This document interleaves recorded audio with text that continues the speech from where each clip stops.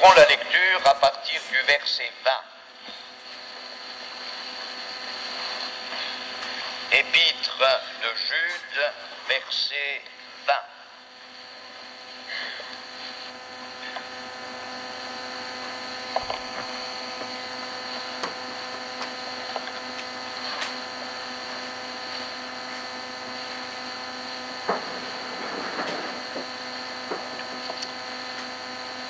Pour vous, bien-aimés, vous édifiant vous-même sur votre très sainte foi et priant par le Saint-Esprit, maintenez-vous dans l'amour de Dieu en attendant la miséricorde de notre Seigneur Jésus-Christ pour la vie éternelle.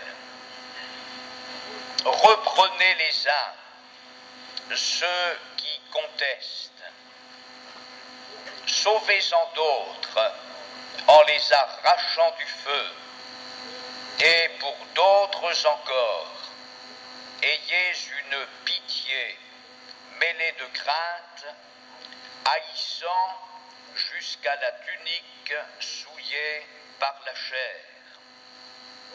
Or, à celui qui peut vous préserver de toute chute et vous faire paraître devant sa gloire irrépréhensible et dans l'allégresse, à Dieu seul notre Sauveur, par Jésus-Christ, notre Seigneur, soit gloire, majesté, force et puissance, dès avant tous les temps, et maintenant, et dans tous les siècles. Amen.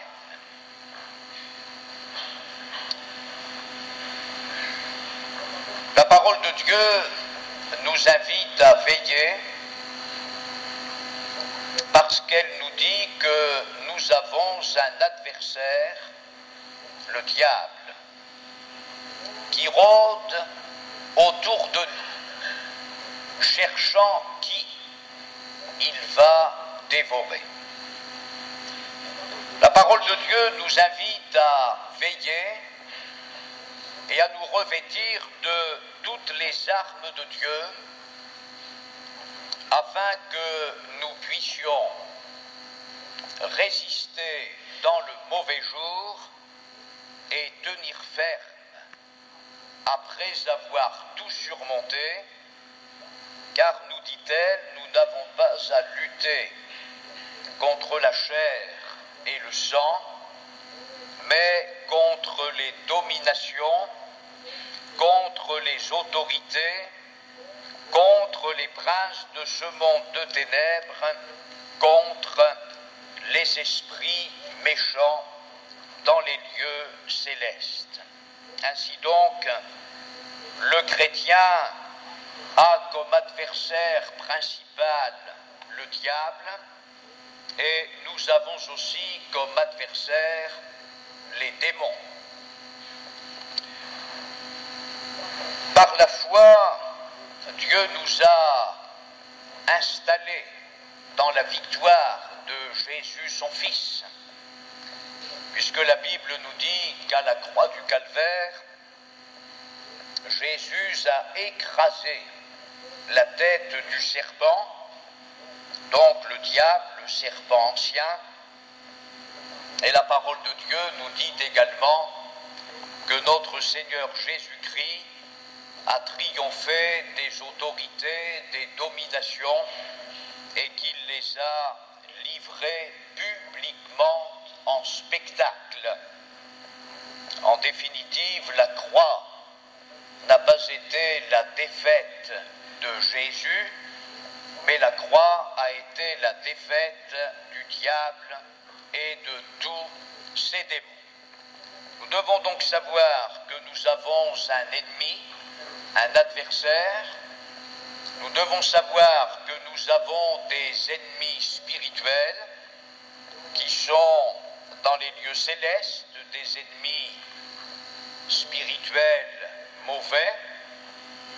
Et puis, nous devons savoir, surtout, par-dessus tout, que nous avons un Sauveur qui a triomphé pour nous et qui nous fait partager sa victoire.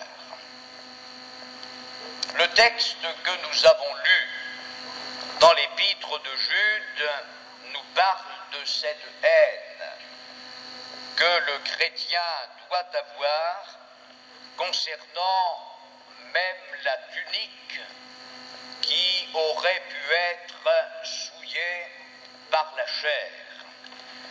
Et c'est de cette chair que j'aimerais vous parler ce soir, parce que s'il est vrai que nous n'avons pas à lutter contre la chair ni contre le sang, il n'en reste pas moins vrai que dans notre vie, la chair peut jouer un rôle qui favorise l'action du diable et de ses démons.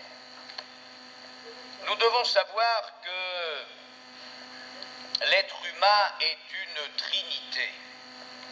L'apôtre Paul en parle dans son épître aux Thessaloniciens quand il parle de la sanctification de tout notre être, et il définit cet être humain, l'esprit, l'âme et le corps. Pour ceux et celles qui ne connaissent pas Jésus-Christ, qui ne connaissent pas l'Évangile, la personne humaine se limite à deux parties, l'être intérieur et l'être extérieur. Mais que ce soit bien clair pour nous chrétiens, l'être humain est formé de trois parties, l'esprit, l'âme et le corps.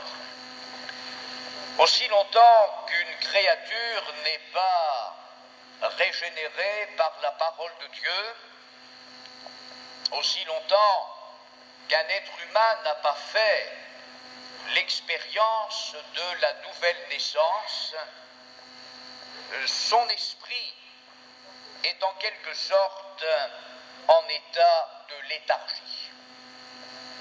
Quand la parole de Dieu dit « vous étiez morts par vos offenses et par vos péchés », c'est précisément de cette partie secrète de notre être qu'elle parle.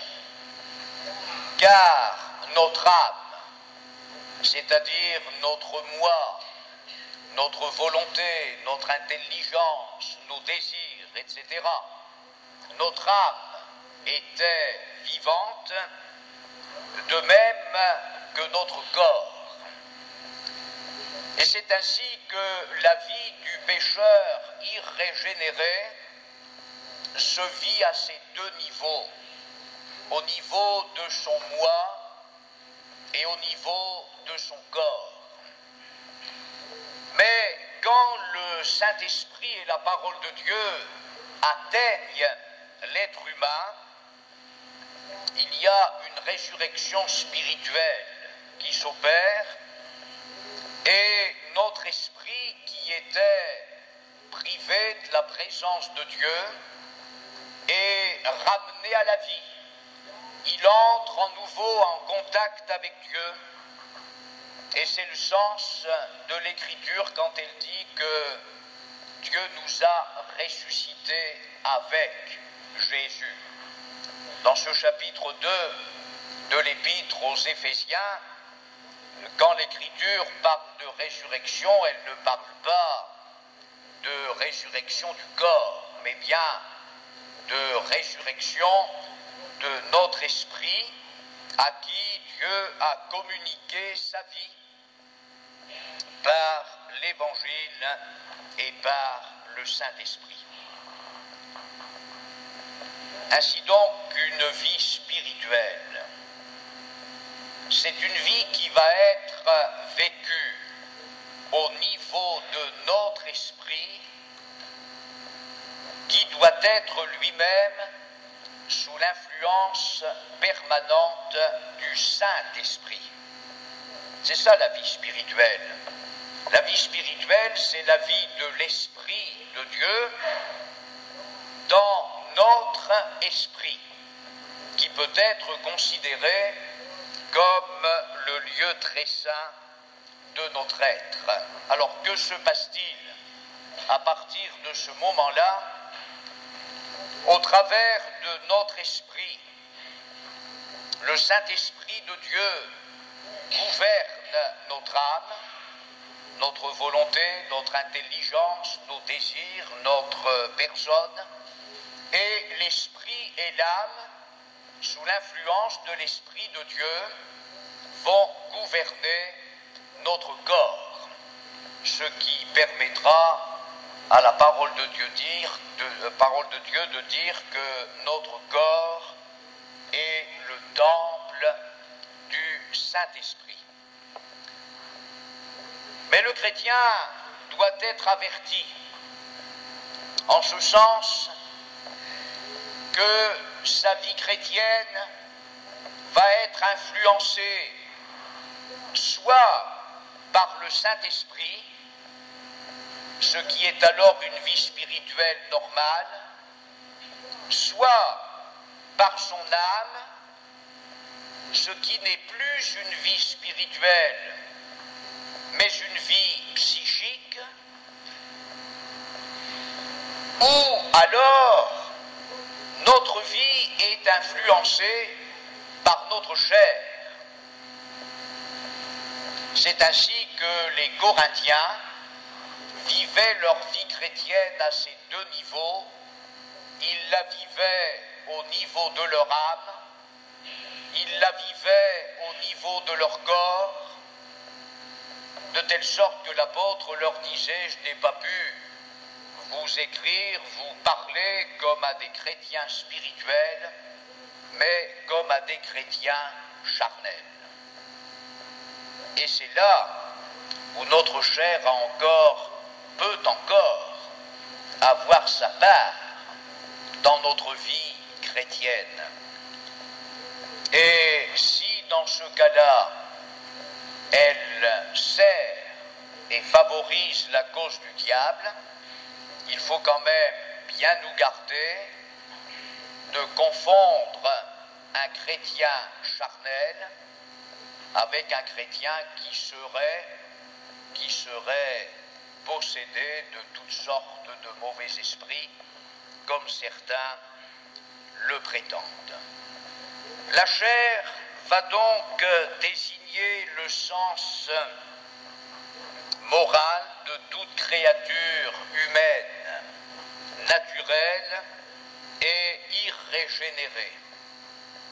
La chair va concentrer en elle-même tout ce qui se rapporte à la personne humaine esclave du péché sans Jésus-Christ, et dans ce cas-là opposée à Dieu.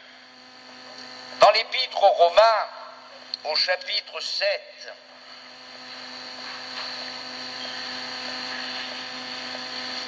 Romains chapitre 7, verset 18,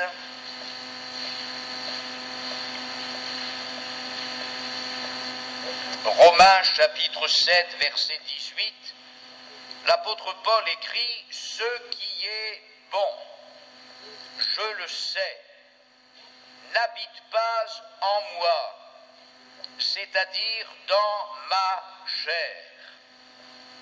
J'ai la volonté, mais non le pouvoir de faire le bien. » La parole de Dieu dit que ce qui est né de la chair est chair.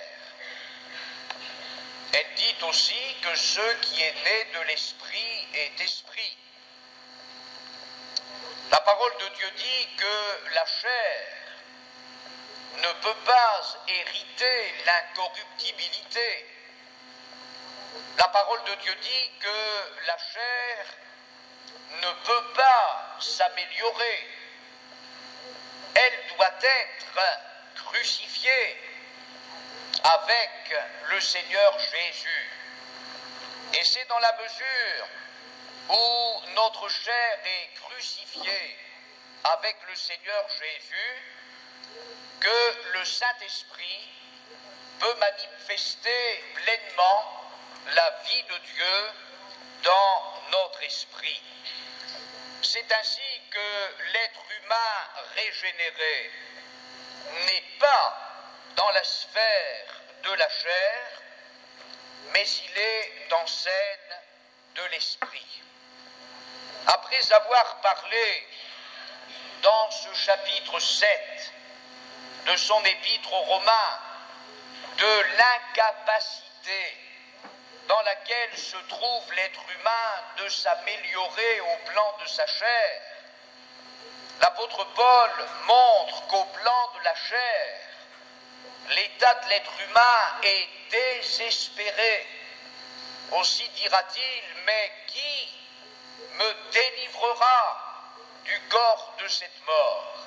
Et il ajoute, de grâce soit rendue à Dieu par notre Seigneur Jésus-Christ. Et dans le chapitre 8 de l'Épître aux Romains, il va montrer précisément que le chrétien est appelé à vivre selon l'Esprit. Romains chapitre 8, verset 5.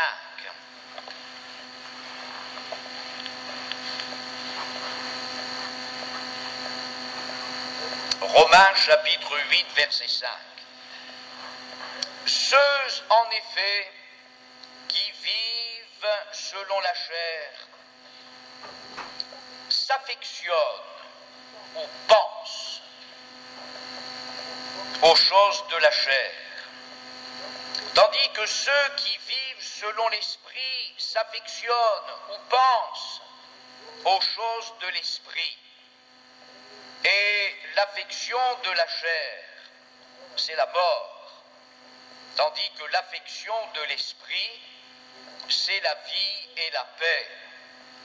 Car l'affection de la chair est inimitié contre Dieu parce qu'elle ne se soumet pas à la loi de Dieu et qu'elle ne le peut même pas. Or, ceux qui vivent selon la chair ne sauraient plaire à Dieu. Pour vous, vous ne vivez pas selon la chair, mais selon l'esprit, si du moins l'esprit de Dieu habite en vous. Si quelqu'un n'a pas l'esprit de Christ, il ne lui appartient pas. Où l'être humain fait l'expérience de la régénération par la parole de Dieu et par le Saint-Esprit, où l'être humain fait l'expérience de la nouvelle naissance par le Saint-Esprit, et alors il appartient à Dieu. Mais celui qui veut améliorer sa chair par l'éducation, par l'instruction, par la civilisation, par la religion, restera un pécheur perdu. La Bible dit que la chair ne se soumet pas à l'Esprit de Dieu et qu'elle ne le peut même pas. De telle sorte que la vie chrétienne, ce n'est pas la disparition de la chair, mais c'est une nature nouvelle, spirituelle, que Dieu va mettre en nous. De telle sorte que tout au long de notre vie chrétienne, nous aurons à choisir entre la vie de l'esprit, la vie psychique, vécue au niveau de notre âme, de nos sentiments, et la vie charnelle. Dans sa première épître aux Corinthiens, au chapitre 3, lisons à partir du verset 1er ce que l'apôtre Paul écrivait aux Corinthiens.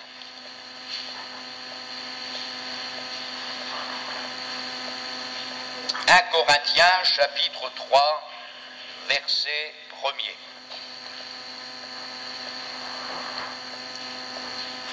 Pour moi, frères, alors notez bien qu'ils sont quand même de la famille.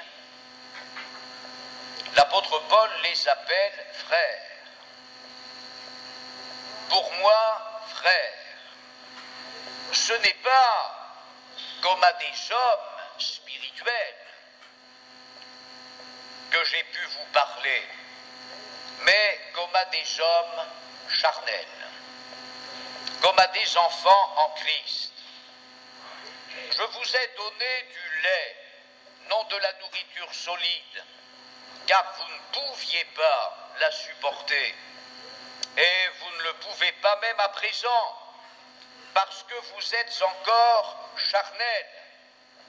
En effet, puisqu'il y a parmi vous de la jalousie, des disputes, n'êtes-vous pas charnels et ne marchez-vous pas selon l'homme? Quand l'un dit « moi je suis de Paul » et un autre « moi d'Apollos », n'êtes-vous pas des hommes? Et nous pourrions continuer cette lecture. Trop souvent, dans la pensée humaine, le mot chair a toujours été synonyme de sexualité. Mais remarquons qu'au verset 3, l'apôtre Paul dit « Puisqu'il y a parmi vous de la jalousie et des disputes, n'êtes-vous pas charnels et ne marchez-vous pas selon l'homme ?» Il n'est pas nécessaire de commettre des crimes pour être un chrétien charnel. Il n'y avait pas que l'inceste dans l'église de Corinthe qui était un chrétien charnel, mais tous ceux dont la vie chrétienne était gouvernée par la jalousie, tous ceux dont la vie chrétienne était gouvernée par un esprit de querelle, de dispute, étaient qualifiés par le Saint-Esprit de chrétiens charnels. Puisqu'il y a parmi vous de la jalousie et des disputes, n'êtes-vous pas charnels et ne marchez-vous pas selon l'homme? Dans l'Épître aux Galates, Épître aux Galates, chapitre 5, verset 16.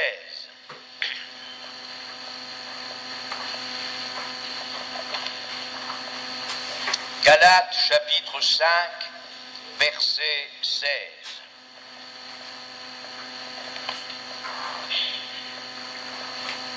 Je dis donc, marchez selon l'esprit, et vous n'accomplirez pas les désirs de la chair. Notons bien, mes frères et sœurs, le conseil positif que la parole de Dieu nous donne.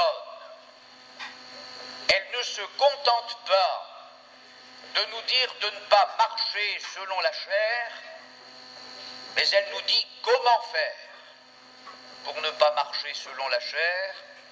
Je dis donc, marchez selon l'esprit. Marchez selon l'esprit. Et vous n'accomplirez pas les désirs de la chair, car la chair a des désirs contraires à ceux de l'esprit, et l'esprit en a de contraires à ceux de la chair. Ils sont opposés entre eux, afin que vous ne fassiez point ce que vous voudriez. Si vous êtes conduits par l'esprit, vous n'êtes point sous la loi. Or, les œuvres de la chair sont manifestes. Ce sont l'impudicité, l'impureté, la dissolution, mais pas cela seulement. Pas cela seulement. L'idolâtrie, la magie, les inimitiés, les querelles, les jalousies, les animosités, les disputes, les divisions, les sectes, l'envie, l'ivrognerie, les excès de table et les choses semblables. Je vous dis d'avance, comme je l'ai déjà dit, que ceux qui commettent de telles choses n'hériteront point le royaume de Dieu. Nous avons ici une description très précise de ce que sont les œuvres de la chair, et à partir du moment où on retrouve une de ces œuvres dans la vie de quelqu'un, eh bien, il cesse d'être un chrétien spirituel, il est un chrétien charnel, et il suffisait que les Corinthiens soient jaloux et qu'il y ait parmi eux des disputes pour que l'apôtre leur écrive « Frères, je n'ai pas pu vous parler comme à des hommes spirituels, mais comme à des chrétiens charnels. » Revenons au chapitre 8 de l'Épître aux Romains et lisons au verset 2 le témoignage de la victoire de Jésus-Christ, non seulement sur le diable et sur ses démons, mais aussi sur la chair, sur notre chair, la victoire de Jésus. En effet, la loi de l'esprit de vie en Jésus-Christ m'a affranchi de la loi du péché et de la mort, car chose impossible à la loi, parce que la chair la rendait sans force, Dieu a condamné le péché dans la chair en envoyant, à cause du péché, son propre Fils dans une chair semblable à celle du péché. Et cela afin que la justice de la loi soit accomplie en nous qui marchons non selon la chair, mais selon l'esprit. En définitive, ce qui est beaucoup mieux que la loi, c'est de marcher selon l'esprit, avoir une vie dans la foi, une vie positive, savoir quel est l'itinéraire de Dieu, savoir quel est l'itinéraire de l'Esprit Saint et nous tenir à cet itinéraire. J'ai déjà eu l'occasion de le dire, quand nous voulons aller d'une ville dans une autre, nous devons être positifs et savoir quelle route nous devons prendre. Mais nous ne pouvons pas définir un itinéraire à partir de tout ce que nous ne devons pas faire. Il y a, quand on va d'un point à un autre, quantité de routes, de chemins qui traversent, qui partent de droite et qui partent de gauche. Mais si nous voulions nous occuper de tous les chemins et de toutes les routes que nous ne devons pas prendre, ce serait bien compliqué. Alors qu'il est tellement plus facile de savoir quelle route nous devons prendre, quel itinéraire nous devons suivre. La parole de Dieu dit « marchez selon l'esprit ». Marchez selon l'esprit et vous n'accomplirez pas les désirs de la chair. Si vous faites le bien, vous ne pourrez pas faire le mal pendant que vous faites le bien.